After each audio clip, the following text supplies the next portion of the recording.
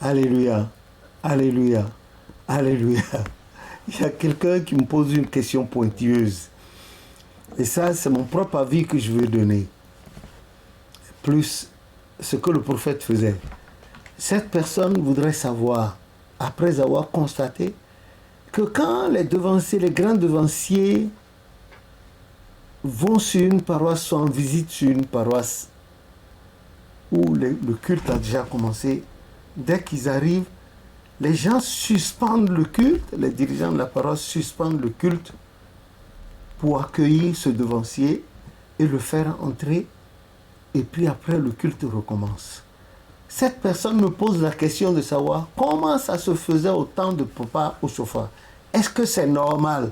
Est-ce que ce culte-là, c'est un culte dédié aux hommes ou bien à Dieu?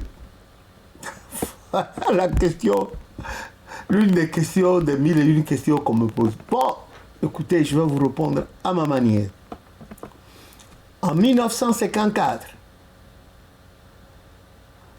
après la fête des moissons en cette année-là, je vous rappelle que le prophète est rentré d'Abidjan cette année-là, et après, peu de temps à Porto-Novo, à Wantikome, il est allé à Makoko pour la fête des moissons, à Makoko, parce que c'est en août qu'ils font la fête des moissons. Comme nous sommes en août également, ils viennent de fêter le 71e anniversaire de l'implantation de l'église au Nigeria. En effet, l'église a été implantée au Nigeria en août, c'est 1951. Les gens disent non, l'église après le Bénin, la Côte d'Ivoire a connu l'église en 1950. Et c'est un an après que l'église est allée au Nigeria. Voilà comment c'est, voilà l'histoire. La véritable histoire.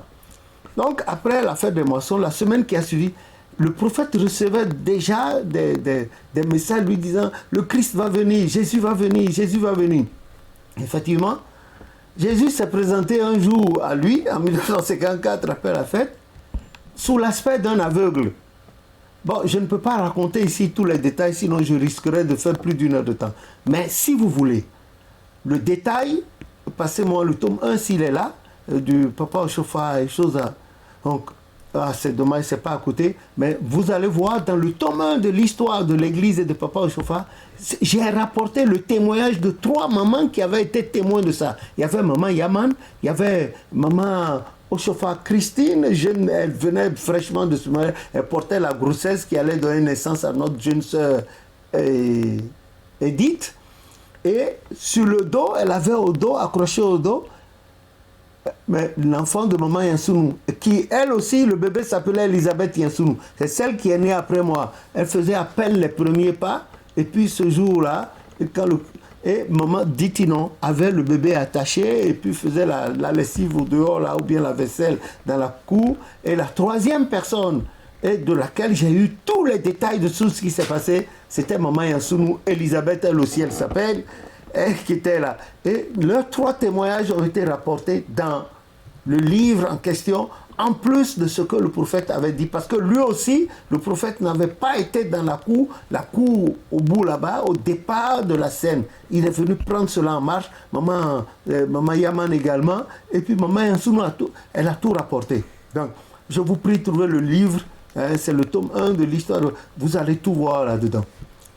Mais le Christ, après tout son entretien avec Papa Oshofa, Papa Yansounou et Bada, qui venait d'arriver à peine à l'église de Christianine Céleste, il a dit, en tout cas que le Père, il a dit, mon Père Céleste dans les cieux aime votre adoration, la manière dont l'église de Christianine Céleste l'adore, que le Père aime ça dans les cieux.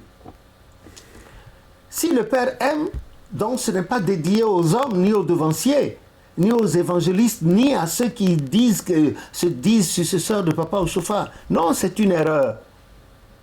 Ou bien un écart de langage, ou bien c'est pas ignorance. Moi, de mon vivant, par la grâce de Jésus, jusqu'ici, je n'ai pas vu Papa Oshofa interrompre un culte qui est en train d'évoluer et entrer dans le temple. Non. Même jusqu'au culte du soir, auquel il prenait part, quand il était encore au Dahomey, devenu plus tard Bénin, Le culte commençait déjà et il entrait doucement par la porte de l'arrière. Il s'asseyait à l'arrière. Vous savez ce qui le trahissait, c'est sa taille. Quand il s'asseyait, sa taille était plus haute que les fidèles. Et le leader en question, leader Mouvenou, Père Sonam aussi, qui était le premier sacristain historique de notre église, il ne pouvait plus lever la main. Quand il lève la main pour dire non, ça dit que la grâce de notre... Il constatait la taille du prophète, il baissait la main. Et vous saviez ce que le prophète lui disait. Le prophète disait non, moi j'ai déjà fait pour moi le matin, toi aussi fais pour toi. Si tu veux lever la main, lève la main. Si tu ne veux pas aussi, mais fais pour toi, donne la bénédiction. Et après le culte, il sortait doucement, furtivement avec son feutre en main et il s'en allait. Ah, quelle humilité, puisse Dieu m'en donner une partie, une double portion de cela. Et à vous aussi, pour que nous puissions lui emboîter les pas.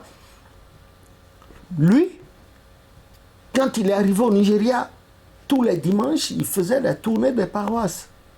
Quand il arrivait, généralement, c'était au moment où les gens sont debout et sont en train de chanter. Alors là, c'est différent.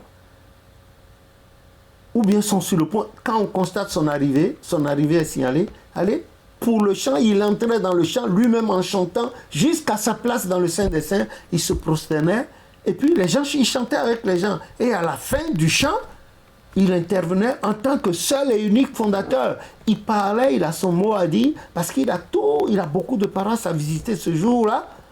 Il disait son mot, il priait pour le peuple, il repartait dans les champs, etc. Mais ceux-là, là, les gugus là, qui ne l'ont même pas vu, qui ont inventé des trucs dans l'église, ils sont quoi pour qu'on arrête le culte dédié à l'Éternel des armées, le roi des rois, celui qui seul a créé la terre par sa puissance, fondé le monde par sa sagesse, étendu les cieux par intelligence. Mais qui sont-ils pour interrompre le culte qu'on dédie à l'Éternel des armées, le Dieu invisible et immortel, celui qui règne éternellement, dont le trône subsiste de génération. Qui sont-ils pour faire cela? Moi, je trouve qu'il y a de l'arrogance là, un manque de respect et d'humilité. Non.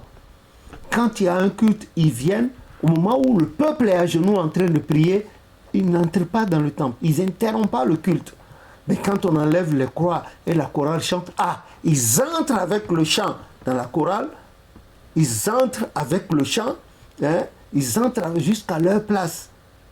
Et on leur donne leur place. Les devanciers ou les devancières qui ont les hommes qui ont les sangles blanches avec l'iséré bleu là, voilà, les conduisent à leur place. C'est ce qui doit être fait. Bon, en tout cas, c'est ce que je peux dire. Je ne vous demande pas de vous soulever contre ces gens-là, parce que si vous prenez le livre de Juges, chapitre 21, verset 21, il dit, en ce moment-là, il n'y avait pas de roi en Israël et chacun faisait ce qu'il voulait. C'est la même chose. Mais ceux qui ont la certitude qu'ils ont la crainte de Dieu, eh bien qu'ils entretiennent cette crainte de Dieu et qui se diversifient et multiplient leur connaissance dans les Saintes Écritures. Le rétributeur vient. Il vient et il donnera à chacun selon ses œuvres. Que le nom de l'Éternel soit béni. Donc à cette personne qui a posé la question, voilà comment je peux répondre sommairement. On ne peut pas s'étaler là-dessus, mais voilà grosso modo ce qui se passait et ce qui doit être par la grâce de Jésus notre Sauveur.